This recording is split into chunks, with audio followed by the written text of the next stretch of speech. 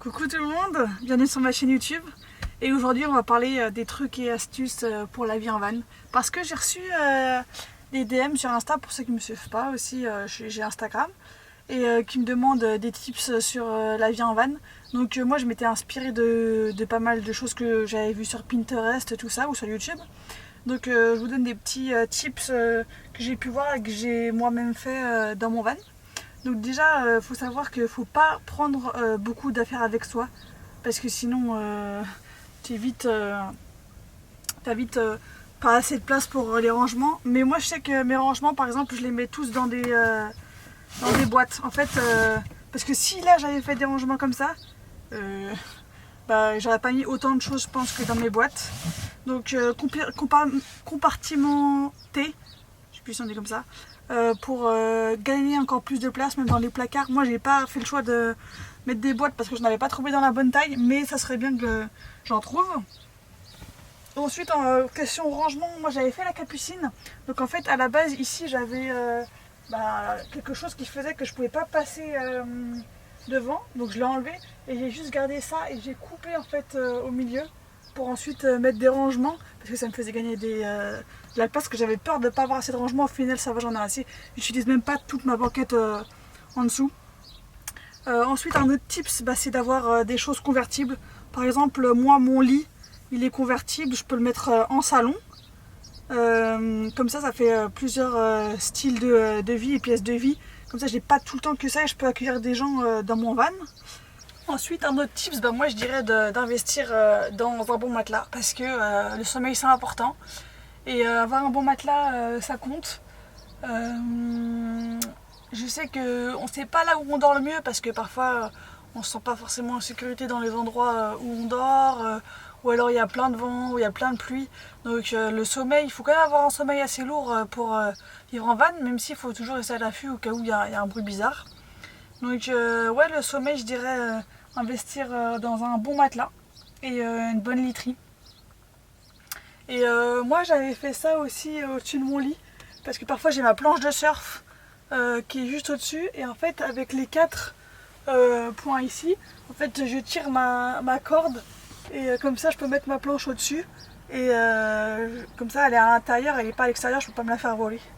Pour mes tips dans la cuisine, je dirais de faire des courses souvent, ou de prendre des aliments qui ne sont pas périssables facilement, et investir dans un réchaud. Moi le réchaud il est tout au fond dans mon tiroir, j'ai juste à le prendre, je le pose là. Ça me permet de ne pas avoir juste une plaque d'induction qui prend de la place en fait, où je ne peux pas utiliser l'espace. Après moi mon évier je l'adore, parce que je peux aussi avec ça avoir de la place et mettre ma plaque d'induction sur mon évier. Et là, petit tips ici où on peut mettre agrandir le plan de travail. Donc c'est plein de petits tips. En vrai mon plan de travail on dirait qu'il est tout petit, mais ça me suffit très bien.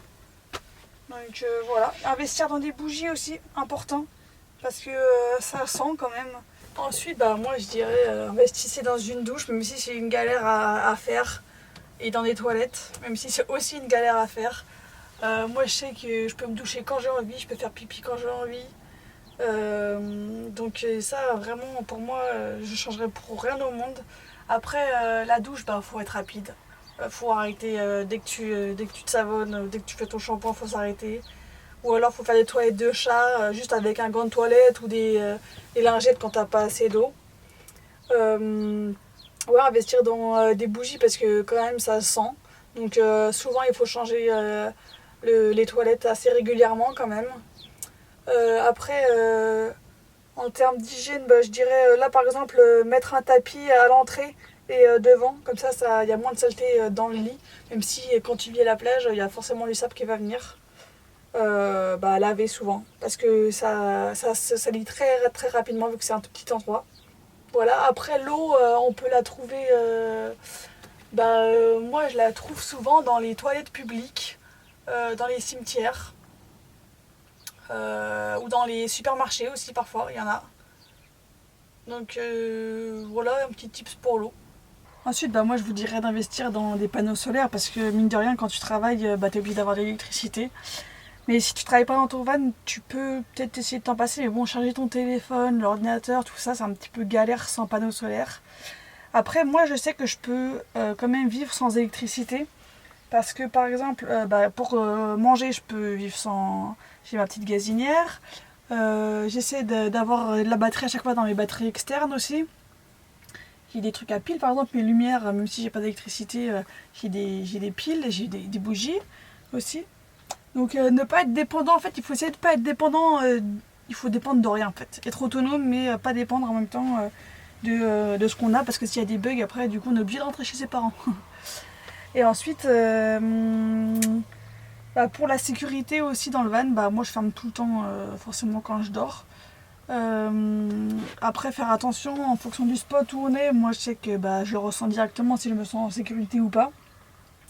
Et moi c'est pour ça que j'avais laissé tout un passage, parce que si au cas où je me sens pas en sécurité, je peux accéder au volant et partir. Et je vais me mettre toujours prête à repartir au cas où s'il m'arrive quelque chose. Toujours dans la direction de la marche à suivre. Et voilà. Je pense que j'ai donné tout ce que j'avais à donner. Ah si, par exemple aussi, moi j'ai scotché des produits qui restent, par exemple. Ça là, j'ai mis du scotch double face pour le produit vaisselle. Ça, vu que c'est des choses qui restent tout le temps en continu, j'ai mis du scotch double face comme ça, scratché sur un peu partout, plein d'endroits. Donc comme ça bouge pas quand je roule. Et ouais, quand je roule, franchement, j'ai à peu près tout qui reste à sa place. Bon, parfois ça m'arrive d'avoir des trucs qui virent, mais franchement, ça bouge pas trop. À chaque fois, je dois enlever le miroir. Mais voilà.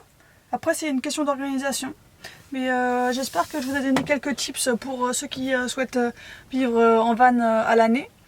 Et n'oubliez pas de vous abonner pour voir d'autres contenus sur ma chaîne. Puis prenez soin de vous. À plus tard.